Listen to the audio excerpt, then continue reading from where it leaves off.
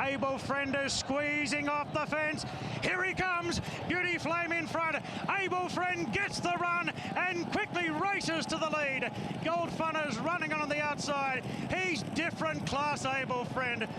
Pulls away to win the Queen's Silver Jubilee from Beauty Flame and Gold Fun. Then Dundonald, Ambitious Dragon, Real Specialist, Rewarding Hero, Gordon Lord Byron, Secret Sham, Divine Calling last. Isn't he great to watch? Oh, I'm going to miss calling you, buddy. That was awesome. It could have gone either way, up to the 250 metres, riding for luck. Joe, typical question. How was this season compared to last season? Hans, the season has been outstanding for me. Definitely much better than last season, which was already good. I was very happy with the results that I had last season. I've done a few mistakes at the beginning of my career here in Hong Kong, where got me sidelined for a couple of race meetings, which cost me quite a lot. And this season has been much better, so I have a lot of reasons to be much happier anyway this season. Now from Smart Guy and Enjoyed the Game, and Gold Tartini will take out the opener. From Smart Guy, Enjoyed the Game, and Win Chance ran fourth. Further back to Jumbo, put his nose in front from Lovely Naughty. Modern Fortune railing to third, but the favourite draws away Kingston Jumbo, and there's three in a row. And an early double for Moreira. Beats the second favourite. From Wame Baby, Noble Alpha, and Charity Kingdom, late but bossy, wins it comfortably. Dashing through at the end, Charity Kingdom made it interesting for second with Wame Baby. From Blizzard, Multi-Max, YY's battling away, but it's Arroyo in front. Rattling home now, YY. Arroyo in front, here's the post. Arroyo, the toppy, beats YY. Wide out, I think Allwyn Boy nailed third, just in front of away on the last. And the Magic Man will equal the record in Hong Kong for 6 wins in a day. And contentment right up there in the derby now. Congratulations to Moreira. I don't want to get into Abel Friend yet, but other than Abel Friend, are there any highlights that you want to talk about that to you are special? Look, not many people knows that I was about to lose the right of Designs of Rome on the International Day. And fortunately, I was able to convince the connection that I deserve another go on him, as when I rode him for the first 2 times. The first ride I didn't know him that well. The second ride that I had on him, he was not 100%, we all knew that. And he still ran a very good race, finished just a length behind the winner. And then for have not winning on the horse, for have not won on the horse, there was a big chance of Tommy Berry come back to ride a horse, as he had a very good success with the horse in the previous season, actually on the same season, but early on the season. But obviously I did spend quite a lot of time in the phone talking to the trainer, talking to his partners, which gave me another go, and obviously I appreciate very much that, because that put on a very important chop in my passport, like on my resume actually. And that win in particular means quite a lot to me. And I gotta mention that was the highlightest win of my career overall. Ladies further back, Criterion in front, at Military Attack descending on the scene. Designs on Rome the outside, he's in for the fight. Wow, they hit the line and Designs on Rome beat him. Designs on Rome got up to beat Military Attack. Great finish. Criterion third from Cirrus de Zeg. Then Helene Superstar. Just behind them, Farage from Archimedes, Pleasure Gains, California Memory, Blazing Speed. Getting back to your breaks in Hong Kong, do you think that winning the International Jockey Challenge in 2012 was also a turning point for you in coming to Hong Kong? Definitely. All the winners in front. He's 2.5 clear from Golden Osmanthus very well. And the Singapore champ Moreira strikes in the first leg. From Golden Osmanthus all very well. And then Fortune Bravo and Brilliant Chariot. Juan's Fortune next. Tom's 8th, Easy Gold, Our Dynasty. Novel Start, Swiss Door and China Delight. Those 2 times that I came over in 2010 and 2012 gave me a guide how good is horse racing here in Hong Kong. And obviously I've heard about it before, but being here is totally different than what people talk about.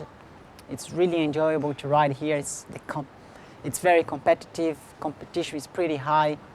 Whatever, it improves you as a jockey, as a man, and I'm very proud and happy to be riding in Hong Kong, and definitely those 2 rides on the Jockey's Challenge prior to come to Hong Kong gave me a good push to end up over here.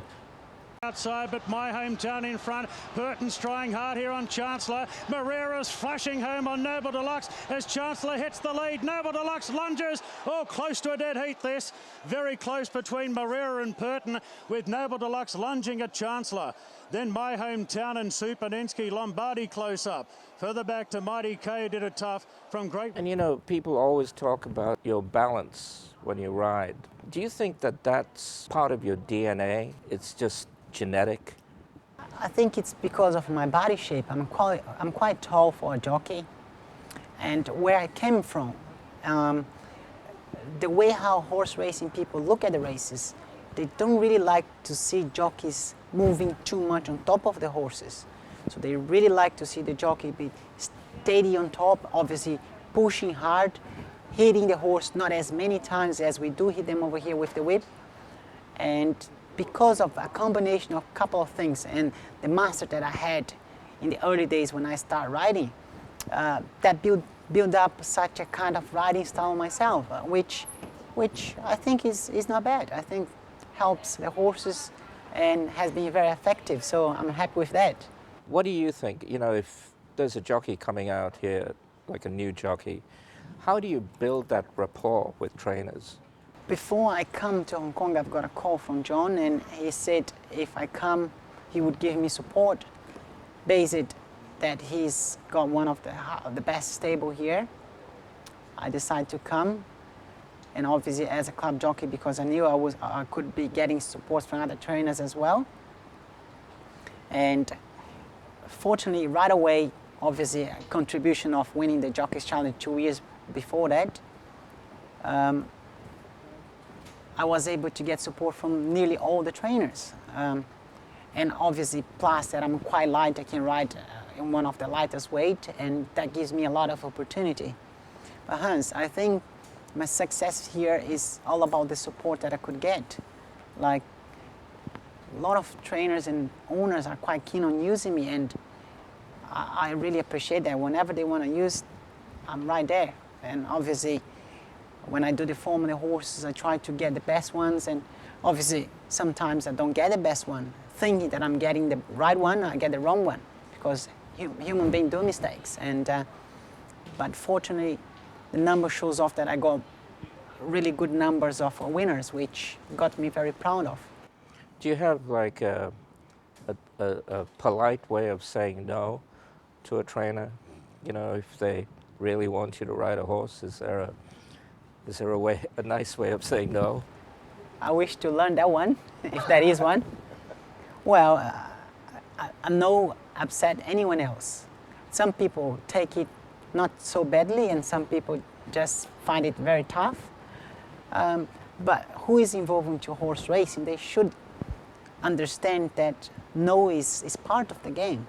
Even sometimes, actually more than anything else, I get no from them as well, from the trainers and owners. Like, I may call them for specifically horse, and for some reason they say, I'm sorry, I can't put you on.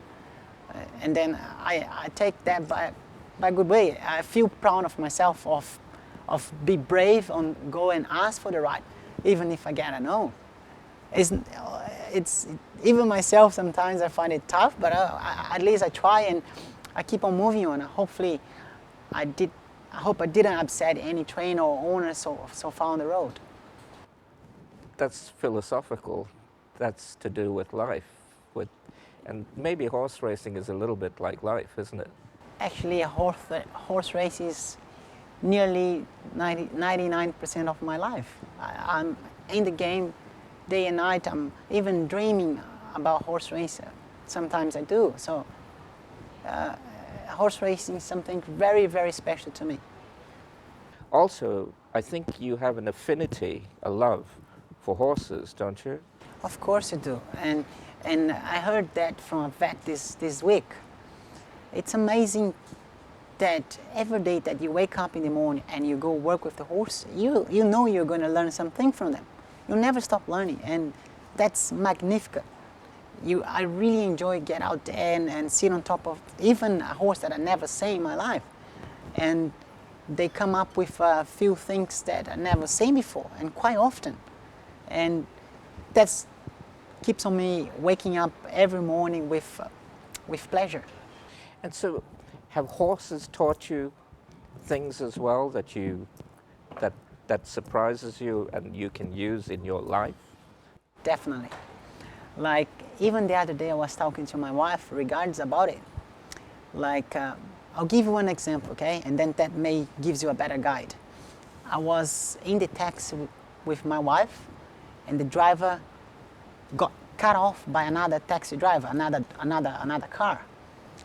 And actually the guy who pretended to come across in front of him, just pretend.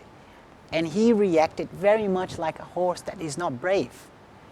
A brave horse, even if it's a narrow sport, somebody else coming next to it and having him tie, the brave horse, they don't care, they just come through. But the afraid horse, the weak horse, mentally and heartily, they just refuse to go, and they go one step backwards, which is a very good point to you. Like that brings to me, even when I look at people, I can't figure out with actions or even without people saying much how their character is. Like the horses, they teach us quite a lot, and that's a very good example. Do you think horses can really read character? I think they do in different ways. Like you as a human being, as I said, if you don't open your mouth to say anything, some people can look at you and figure out what kind of character you are. And horses are the same, like with attitudes, the way how you move. Like another example to make you understand a little bit better. If you are a very nervous jockey, even if you don't hit the horse, if you don't shout, if you get on top of the horse, you tie yourself, your legs so tight, or you grab the mane of the horse too tight, or you don't touch too much the horse and leave the horse alone, the horse can take it also. They feel it, and then that can also change the mood of the horse to good or to bad. And with that, we can play a little bit as a jockey from the top as well. Like, let's say if I'm riding a horse that I know is very lazy and he doesn't really like to run. All that he wishes to be out there and just grazing on the grass. Well, sometimes you have to be a little bit rougher on top of them, like getting them like tougher and getting them to switch on their eyes, get the adrenaline on their body, make them open their eyes, so that gets them to probably perform a little bit better. Can you tell me anything that we don't know about Abel Friend? Something that you've not told anyone? Or have you just... do you get tired of talking about Abel Friend? I never get tired to talk about him. He's a very special horse. I'm not afraid of saying he's the best horse that I have seen on top. He's totally different than any other horse that you can pick here or anywhere. He's too big, and usually a very big horse, they don't really have such a good turn of foot like he does. He's magnificent. When you sit on top of him in the morning, you won't believe how he is.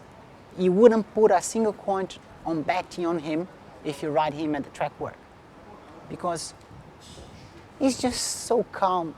He doesn't go fast at all. He doesn't travel for you as a rider. You have to sometimes push him out to follow a Class 5 horse. That gives you some idea how bad he is on the track work. But when it comes to the race, he's a totally different horse. He opens his eyes, he switch on his engine. He's very smart when he jumps out of the gate. And my connection with this horse is very much special. I understand him, and I think he does understand me as well, which at the end of the day pays out very well for have won a couple of Group 1 races, very important Group 1 race on board of him. But here comes Abel Friend now. Moreira's just swinging off Abel Friend. He hits the lead in the Stewards' Cup and starts to run the Stewards' Cup. But the big question is, where next? Abel Friend bolts up from Beauty, Flame and Reward. Do you think he recognizes you when you come up to ride him? I think he does, and I think if somebody else get on top of him, he could feel the difference. I'm not saying somebody else could not win on him because he's a super horse. He would have won with any other jockey on board. But he probably enjoyed my riding style, my patience, the way how I treat him, and he just enjoyed himself being out there with me on board. That's what I can tell you. He enjoy run against the other guys out there, and he knows what he has to do. He just do what he has. From Abel Friend goes to the lead. Beauty Flame giving him a fight. Rewarding Hero running on. It's Abel Friend in front, a half, 3/4. Rewarding Hero's coming late. Abel Friend, he oozes class, and the champion will get it done. Abel Friend from Beauty Flame and Rewarding Hero. Quickly went straight past Luger, then Real Specialist and Rewarding Hero, Secret Sham, Dan Excel, joined by Abel Friend. He's under a half Nelson here, and it's the Magic Man racing away on this truly magical thoroughbred. Abel Friend going to win. Question, when you're riding Abel Friend in a race, is there any time you actually talk to him? Very often. When I get on him, I always give him a tap, and then he reacts back to me. And when I get on him, in particular, I'll give you another example. When I got on him in Europe, in UK, I could feel that he wasn't right. When I got on him, he started to get on his toes, sweating quite a lot and shaking his head. Usually he doesn't do that when he's at his best and when he's out there for the show, to a good show off. Unfortunately, on that day, I had that feeling and we had to accept it. Throughout of the race, I do talk to him. I tell him, easy baby, it's not time yet, take it easy. And he's another horse that if you pull him out early, he may takes off too early. He may get going by himself. A few races I've done that, and one of them I lost. I have done that, pull out a little bit too early, but I was forced to. And then we lost the second leg of the Triple Crown last season. We lost, obviously, to Designs of Rome, which was a horse of the year. We lost to a really good horse. But under other and normal circumstances, pretty good and straightforward. I mean, another horse that I think is coming up very fast is the Wizard of Oz. What do you think's the difference between Wizard of Oz and Abel Friend? You think Wizard of Oz is still learning? Yes, I think he's learning, and we are in a pretty good spot because if he's in a learning point, means he can still improve much more, and he's already doing extremely well out there. Telecom boss, but the Wizard of Oz, there were plenty of raps on him, and he's going to live up to them. He's careering away for a big win on debut. The Wizard of Oz from Heaven is a Racehorse and Happy Agility for the minors, probably that order. Bernard's Choice fourth, and then Regency Darling, Fun Tapestry, Fish and Chips, followed by Happy Century. He's a very nice horse, young, with a bright future in Hong Kong. I'm quite convinced that we are going to still talk a lot more about him down the road because he's a promising one. Moochie and Blizzard, but the Wizard of Oz, he is something special. He's going to win this very comfortably. The Wizard of Oz from Blizzard. And the future for you in Hong Kong, how do you see it? I mean, like next season, what are your expectations? I mean, you've broken every record. Do you keep track of the records you keep breaking? Not really, but Michael Schumacher has said that before. Sorry, not Michael Schumacher, Alan Prost. If you win one premiership, you want to win the second one. If you win the second one, you want to win the third one. And that feeling of winning, it's amazing. That keeps me going. I love it. I love the competition. And the first priority to me is trying to hold on the title because it seems like I already got the winner for being quite clear in front. And hopefully I can sustain the same pace as I'm going now. I'm going extremely well in a really good and strong tempo. And if I don't change it to worse, I'm more than happy. And obviously, I would love to find horses here in Hong Kong that can go overseas and support Hong Kong, shaking Hong Kong's flag in other countries. That's my goal. Well, what's more important to you, winning overseas or winning in Hong Kong or winning overseas on a Hong Kong horse? What is more important to me? The most important thing is being winning, doesn't matter where. But if I have to pick one, would be really special to be winning a Group 1 international race overseas with a Hong Kong horse. That will be really special. Well, you've done that, haven't you? I've done that before, but we never get sick of it. In front of Artug, Shay's coming late, but Amber Sky in front. Chalk one up for Hong Kong. Amber Sky beat Artug and Shay. Scholar beat Baby Sholan and Bellino de Tiger. Sterling City on the outside's going home the better. 1-2 for Hong Kong. Sterling City beat Rich Tapestry. United Colour. But what about that man? Magic Man, Joe Moreira. There he is again. I thought he was struggling a little bit to handle that ground on the... How can we market horse racing better so that people enjoy the joy that you have of riding a horse? How? I have a point to whoever wants to learn a little bit more about horses, just come, approach them, look at their eyes, and try to understand them a little bit. That's gonna capture anybody. That's gonna surprise everybody how much they tell you and how much genius they are. They are really special. Unfortunately, they are in an environment where they were not born to be, but whatever, they came here and they put out the best of themselves in the competition, and obviously some of them really enjoy to be out there. And those ones that enjoy it will bring the joy into your heart, and you're gonna be following the horse racing because it's really special. It's some sport which not everyone else understands, but it is special.